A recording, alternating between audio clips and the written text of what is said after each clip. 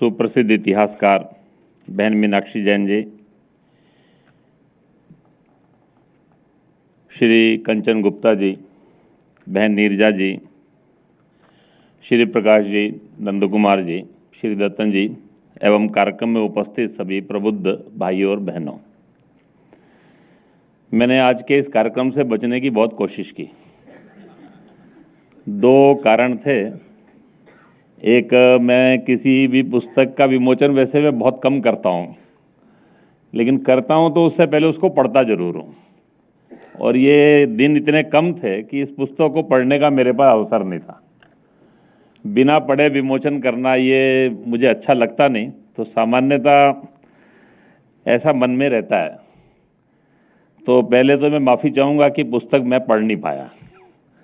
देखी जरूर है मैंने, एक PDF मंगा लिया था, लेकिन 3 दिन पहले समय इतना कम था कि उसमें देखने का अवसर नहीं था। दूसरा कारण एक और भी था कि इतने बड़े विद्वान जब मंच पर उपस्थित हैं, जो अधिकृत हैं, यानी जो अथॉरिटी है अपने आप में, विषय की भी अथॉरिटी है और विमोचन की भी अथॉरिटी है, उनके होते हुए मेरे जैसा इस विषय का अल्पज्ञानी क्यों बुलाना। उसका कारण भी है कि मैं इस ढंग से कोई अध्ययन करने का स्ट्रक्चर ना मुझे आदत है, ना करने का अवसर मिला। सारे में से जब करने का समय था तब कोई इन जैसा गाइड नहीं मिला और बाद में समय नहीं मिला।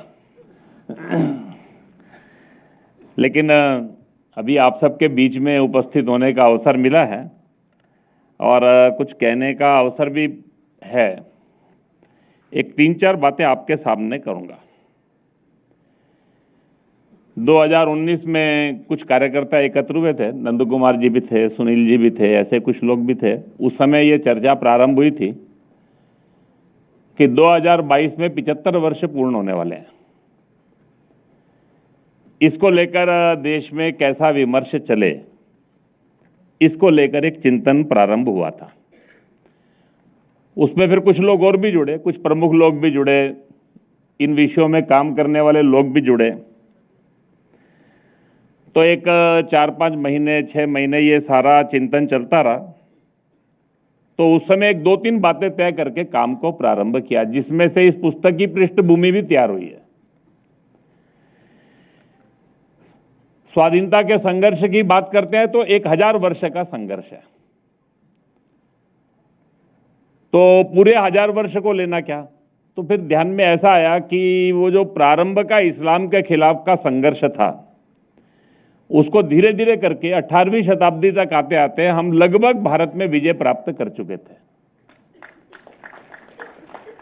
ये जो 1947 है, ये जो सूचक है, ये 1498 से जो यूरोपियन इन्वेजन भारत में प्रारंभ हुआ, तो ये 1498 से यूरोपियन इन्वेजन जो प्रारंभ हुआ, उससे 1947 की स्वाधीनता, ये उससे जुड़ता है। तो इसको इतने में ही सीमित किया जाए, नहीं तो उसका एक बड़ा विस्तार है। वो बाकी विषय कम महत्व के ऐसा नहीं, उनको भी समाज के सामने लेकर आना है, लेकिन इसको इतने पे सीमित करेंगे। दूसरी बात ये तय की कि इस सारे 3 वर्ष के 4 वर्ष के काम में जो काम प्रारंभ करेंगे, किसी आरोप प्रत्यारोप में नहीं पड़ेंगे। It is not time to score. ये स्कोरिंग का समय नहीं है, पॉलिटिकल स्कोरिंग नहीं करनी। इनको क्यों ज्यादा श्रेय मिला, इनको क्यों नहीं मिला, ये क्यों नहीं हुआ। कभी कभी इस सारे में डिबेट चली जाती है। तो हम तो सकारात्मक रचनात्मक लोग हैं, we are positive and constructive people. तो अप्रोच भी हमारी पॉजिटिव एंड कंस्ट्रक्टिव रहनी चाहिए। तो हमको इस सारे में आरोप प्रत्यारोप में नहीं पड़ना है। लेफ्ट ने क्या किया, उसने क्या किया, इसने क्या किया, किसने अपने को आगे बढ़ा दिया, किसको छुपा दिया, ये सब बातों की आवश्यकता नहीं है ना। It is time to introspect and to make the self corrections, and do self corrections on the basis of facts. सत्य को सामने लाइए ना। वो जो सत्य सामने नहीं आया, वो किसी भी कारण से हो सकता है, वो पर्दे के पीछे हो सकता है, या हम अंधकार में हो सकते हैं और सत्य को देख नहीं पा रहे। सत्य कहीं आंखों के सामने नहीं है। तो ये समय जो है ये सबके सामने सत्य को लाने का है और इसको ध्यान में रखकर सारे देश के अंदर एक व्यवस्थित काम करने की आवश्यकता है और प्रज्ञा प्रभा ने उसका इनिशिएटिव लिया। इतिहास संकलन, संस्कार भारती, फिर समाज जीवन में काम करने वाले अनेक समाज के जो अपने अपने स्थानों पर शिक्षा के केंद्र थे, वहां पर जो लोग थे वो उसके अंदर जुड़ते चले गए और पिछले एक 3-4 वर्षों के अंदर सारे देश के अंदर एक सैकड़ों लोगों ने मिलकर, हजारों लोगों ने मिलकर देश के अंदर एक वातावरण बनाया है जिसको हम पिछले कुछ समय से अनुभव कर रहे हैं। ये सारे समय के अंदर अपने इस स्वाधीनता के आंदोलन की प्रस्तुति कैसे करना, ये सबसे महत्व का विषय था और इसीलिए ये जो पुस्तक की पृष्ठभूमि है, इस पृष्ठभूमि में 4 बातों का समावेश हमने करने का प्रयास किया। पूरे इस सारे कालखंड में उस स्वाधीनता के संघर्ष को हम उसमें लेकर गए, उसकी प्रस्तुति में, उस विमर्श को समाज में ले जाने के अंदर ये लेकर गए। सारे में ये सब चल रहा था तो इसी बीच में 2 बड़े, जिसको कहते हैं कि अपने आप के अंदर एक मार्गदर्शक सूत्र मिले कि जिसके आधार पर हमको इस सारे विमर्श को खड़ा करना है।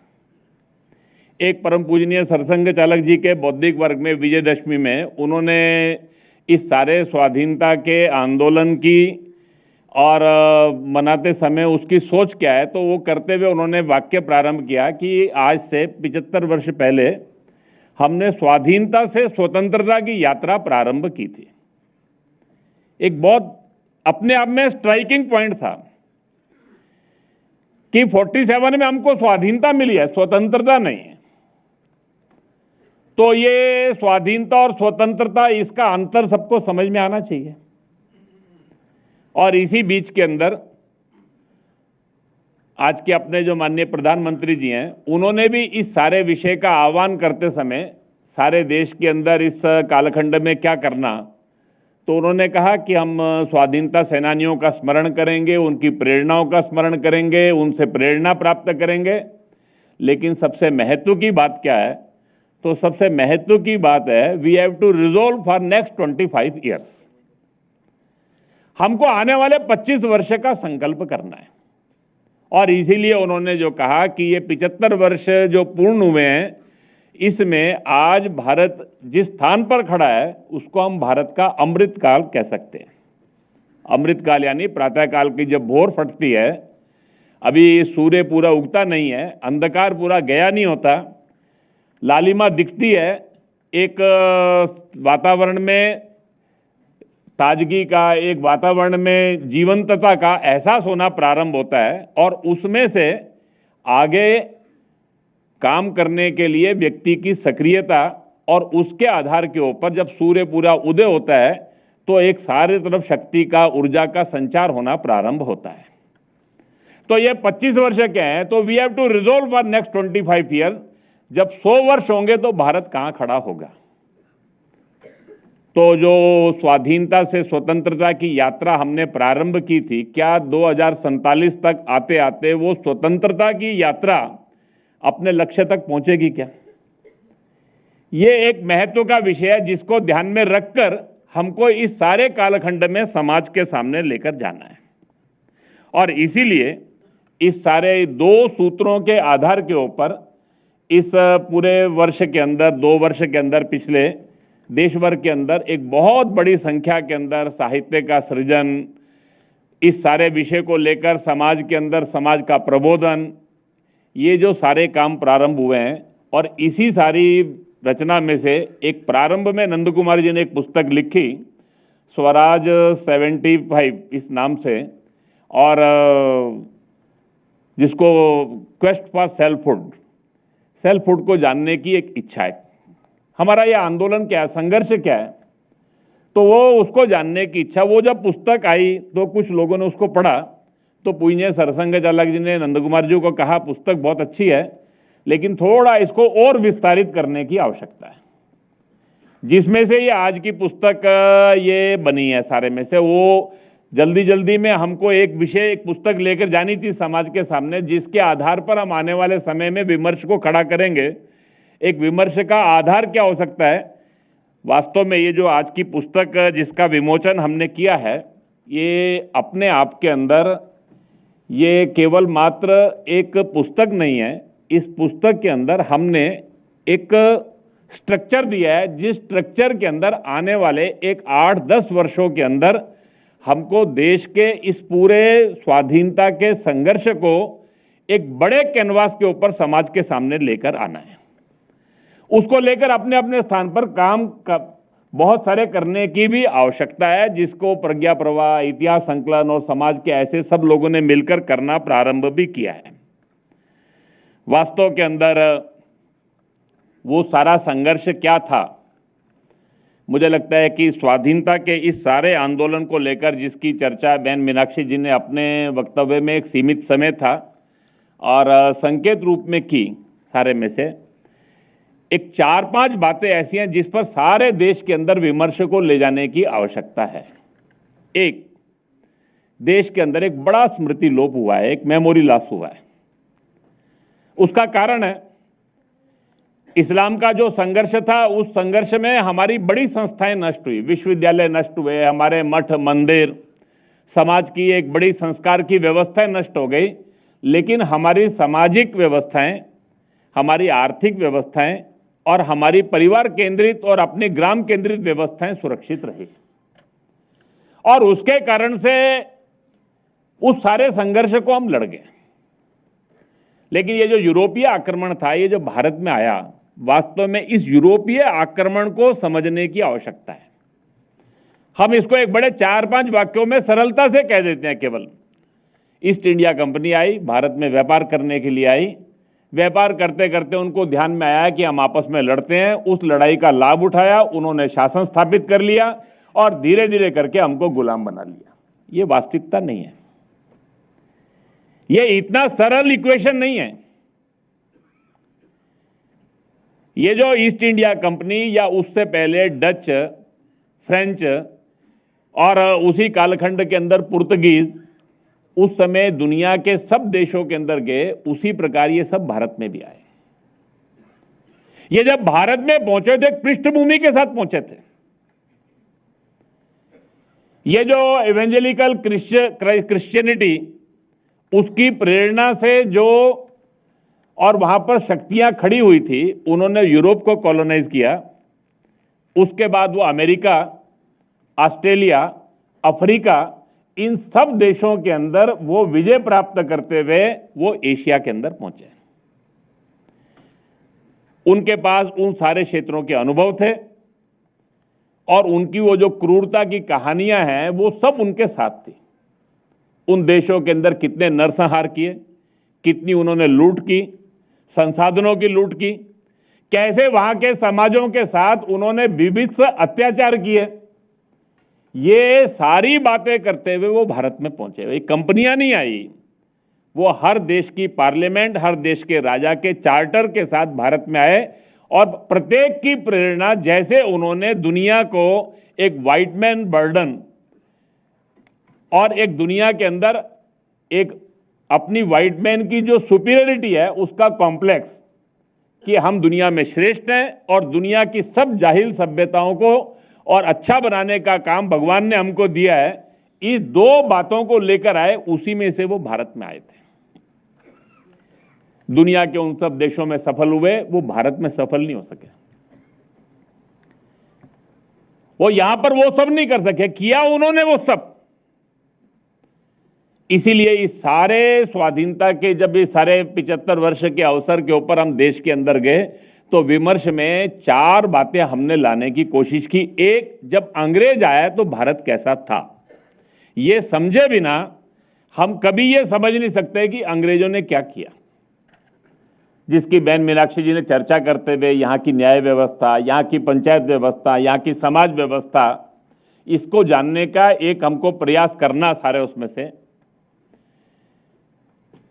उस समय का भारत कैसा था और फिर ये आक्रमण का प्रकार कैसा था, ये आक्रमण की भीषणता क्या थी, क्रूरता क्या थी, उस आक्रमण का एक सर्वंकष रूप क्या था, यह समझने की आवश्यकता है। उन्होंने केवल शासन नहीं स्थापित किया, करोड़ों करोड़ों हत्याएं की उन्होंने। 1757 के अंदर प्लासी का युद्ध और 62 में बक्सर के बाद जैसे ही बंगाल में उनका शासन आया, केवल 1765 से 1800 के बीच में बंगाल में जो अकाल पड़े, उस कालखंड में 7 करोड़ आबादी में से 2 करोड़ लोगों की हत्याएं हुई, मृत्यु नहीं। वो कृत्रिम अकाल थे। वो समझने की आवश्यकता, वो कैसे हुए सारे के सारे अकाल। भारत की कृषि व्यवस्था के साथ उन्होंने क्या किया, भारत के गांवों के साथ क्या किया, हमारे देश के प्रोडक्शन हब थे सारे गांव। हम उस कालखंड के अंदर भी we were the global traders. हम दुनिया के अंदर बहुत बड़े मैन्युफैक्चरर थे, बहुत बड़े व्यापार करते थे। उसको समझने की आवश्यकता है। तो ये सारा जब तक हम समझेंगे नहीं भारत क्या था और अंग्रेजों ने क्या किया, ये समझे बिना हमको अपने इस स्वाधीनता के आंदोलन की व्यापकता का अंदाजा नहीं हो सकता। और तीसरी बात अपने स्वाधीनता के आंदोलन की जो समझने की है कि जैसा सर्वंकष आक्रमण था वैसा ही समग्र उत्तर था। समाज जीवन के प्रत्येक क्षेत्र में यह आक्रमण था और यह प्रत्येक क्षेत्र में हमने इसका उत्तर दिया। उसको थोड़ा एक व्यवस्थित करके समझने की आवश्यकता है। उन्होंने एक एक करके अपने समाज जीवन के अंदर आज बहुत बड़ी मात्रा में जनजाति क्षेत्र के अंदर, बहुत बड़ी मात्रा में इस देश के अंदर समाज के अलग अलग वर्गों में जो विषय चलते हैं उसकी पृष्ठभूमि क्या है। वो जो उन्होंने इस देश के अंदर 1835 के अंदर अंग्रेजी की शिक्षा और धीरे धीरे करके अंग्रेजी कानूनों के आधार के ऊपर भारत की समाज व्यवस्था को तोड़ने का काम और धीरे धीरे करके शिक्षा और जनगणना दोनों को माध्यम बनाकर भारत के अंदर तरह तरह की आइडेंटिटीज खड़ी करने का काम प्रारंभ किया, जिसको उन्होंने denationalisation, dehinduisation, desocialisation, इस देश के राष्ट्रभाव को समाप्त करना, इस देश के एकात्मता को टुकड़ों में बांटना, नष्ट भ्रष्ट करना और समाज के अंदर धर्म के आधार के ऊपर समाज जीवन का जो एक सूत्र था उसको पूरी तरह से खंडित करना। ये जो 3 बातों को लेकर उनका जो इस देश के अंदर और उस कालखंड के अंदर उनका शासन प्रारंभ हुआ, उसका अपने समाज ने कैसा उत्तर दिया, इस उत्तर को समझने की आवश्यकता है। और इसीलिए इस सारे स्वाधीनता के आंदोलन को समझने के लिए और हमको क्या करना है ये समझना है, तो अपने स्वाधीनता के आंदोलन के 2 भाग बनते हैं। 1757 से 1858 तक जब तक और यहाँ पर विधिवत महारानी का शासन नहीं हो गया, ब्रिटिश इंडिया का शासन, ब्रिटिश इंडिया नहीं हो गया, तब तक का उनका एक 100 वर्ष का कालखंड अपने शासन को स्थापित करने का था। हमारा हर पल पे हर स्थान पर वो संघर्ष चल रहा था। लेकिन 1858 तक आते आते एक व्यवस्थित उन्होंने इस देश में अपना शासन स्थापित कर लिया। धीरे धीरे करके यहाँ की शिक्षा व्यवस्था, यहाँ की समाज व्यवस्था, शासन व्यवस्था देश के एक बड़े हिस्से में वो सब होना प्रारंभ हुआ। उस कालखंड में 1858 से ही प्रारंभ होकर 1911 तक हम कह सकते हैं कि हमारे स्वाधीनता के इस संघर्ष का एक हिस्सा था, जिस समय अपने इस स्वाधीनता के आंदोलन की प्रेरणा जो है वो स्रोत रही थी। ये जो वास्तव में हमारे स्वाधीनता की जो प्रेरणा थी वो स्रोत रही थी स्वधर्म, स्वदेशी और स्वराज। उस कालखंड में वासुदेव बलवंत फड़के या उनसे प्रेरणा प्राप्त करके उस कालखंड में महाराष्ट्र में जो सारा क्रांतिकारी आंदोलन प्रारंभ हुआ, पंजाब में सदगुरु राम सिंह कूका, उनसे प्रेरणा प्राप्त करके स्वाधीनता का संघर्ष प्रारंभ हुआ। वो स्वामी दयानंद सरस्वती जी से प्रेरणा प्राप्त करके एक आर्य समाज और उसके द्वारा एक बहुत बड़ा स्वाधीनता के संघर्ष की जिसकी बड़ी भूमिका योगदान रहा। वो रामकृष्ण परमहंस, स्वामी रामकृष्ण परमहंस से प्रेरणा प्राप्त करके स्वामी विवेकानंद, भगिनी निवेदिता और उसके बाद और उसी कालखंड के अंदर बंगाल में राजनारायण बसु, जिन्होंने हिंदू मेलों से प्रारंभ किया और धीरे धीरे करके सतीश चंद्र मुखर्जी, राधा कुमन मुखर्जी, महर्षि अरविंद और उन सब से प्रेरणा प्राप्त करके वो जो कालखंड था वो संघर्ष का एक हिस्सा था। उस सारे स्वाधीनता के कालखंड में संघर्ष में हम अपने गुरुकुल स्थापित कर रहे थे, हम भारतीय शिक्षा संस्थाएं स्थापित कर रहे थे, अपनी मातृभाषा में शिक्षा की बात कर रहे थे। उस कालखंड में अपनी रूढ़ी कुरीतियों को दूर करने का हम प्रयास कर रहे थे। उस कालखंड में अपने उद्योग, अपने कुटीर उद्योग, अपने काम धंधे, इन सब की बातें चल रही थी, स्वदेशी की बातें चल रही थी। वो हमारा आंदोलन का जो हिस्सा था वो स्वत्रयी का था। लेकिन 1911 तक आते आते वो जो अंग्रेजी शिक्षा व्यवस्था में से पढ़कर निकले हुए लोग जैसे जैसे करके सामाजिक, शैक्षिक, मीडिया, समाज की सब संस्थाओं में प्रभावी होते चले गए, देखते देखते अपना ये संघर्ष स्वत्रयी से बदलकर केवल स्वराज तक सीमित हो गया। वो जिस कालखंड के अंदर जगदीश चंद्र बसु ये कह रहे थे कि मेरी ये सारी आय इसके दो हिस्से कर लो, एक हिस्सा भारतीय भाषाओं में विज्ञान की शिक्षा और दूसरा हिस्सा भारत में मौलिक अनुसंधान। उनको जर्मनी की प्रयोगशालाओं से निमंत्रण मिल रहा था। उन्होंने कहा कि सीमित संसाधनों से मैं कलकत्ता में प्रयोगशाला बनाऊंगा, विदेश के लोग पढ़ने के लिए मेरे पास आएंगे। यह हमारे स्वाधीनता आंदोलन की पराकाष्ठा थी उस कालखंड के अंदर। वो बंगीय विज्ञान परिषद के अध्यक्ष होते हुए सत्येंद्र बोस बार बार भाषण दे रहे थे। वो फ्रेंच जानते थे, जर्मन जानते थे, इंग्लिश जानते थे, बंगला जानते थे, हिंदी जानते थे। दुनिया के हर शोध पत्र का वो बंगला में, हिंदी में अनुवाद कर रहे थे।